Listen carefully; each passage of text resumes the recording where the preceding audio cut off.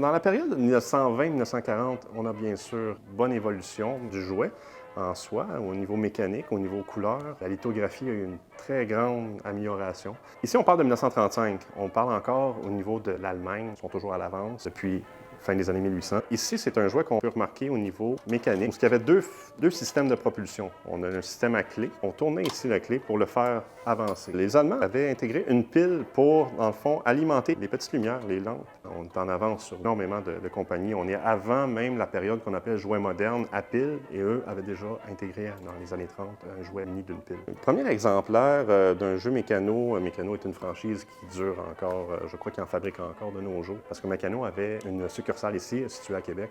Et quand ils ont fabriqué le pont de Québec, ils avaient fabriqué l'ensemble du pont de Québec la même année de sa fabrication. Durant les années 30-40, on tombe sur des jouets dérivés. C'est vraiment, on est à l'ère du début des jouets dérivés.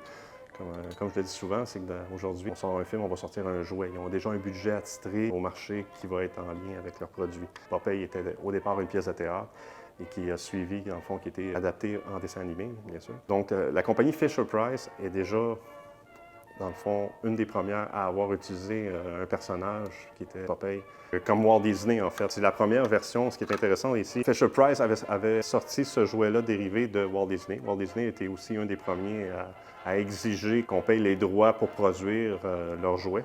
Et Fisher-Price a été un des premiers à mettre en image Donald Duck. Les compagnies cherchent d'autres moyens, dans le fond, délaisser, en fait, le métal en raison de la Deuxième Guerre mondiale, évidemment. C'est des jouets qui ont survécu, mais avec le crash boursier, qu'il faut quand même mentionner. Qu'en 1929, il y a plusieurs compagnies qui n'ont pas survécu cette étape-là au niveau marketing. Ici, on a vraiment un exemple d'un jouet de la compagnie Marx, vraiment durant la période de la Deuxième Guerre mondiale. On est vraiment dans le début des années 40, qui est un jouet à remontoir aussi. Je remontais le mécanisme avec l'aide de la clé quand on le faisait fonctionner. Ce jouet était muni d'un petit papier sablé, les gens vont sûrement s'en souvenir.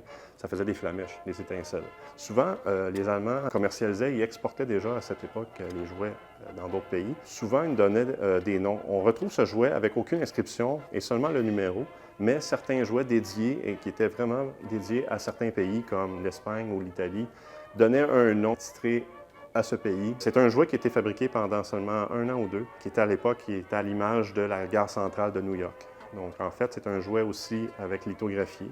On a un petit système de remontoir. Quand on le remonte, dans le fond, tous les petits wagons, on a des petits trains qui sont cachés à l'intérieur des deux côtés de la gare. Les trains se promènent de long en large au niveau du jouet. Question rareté, selon moi, c'est une des plus belles pièces que j'ai dans ma collection.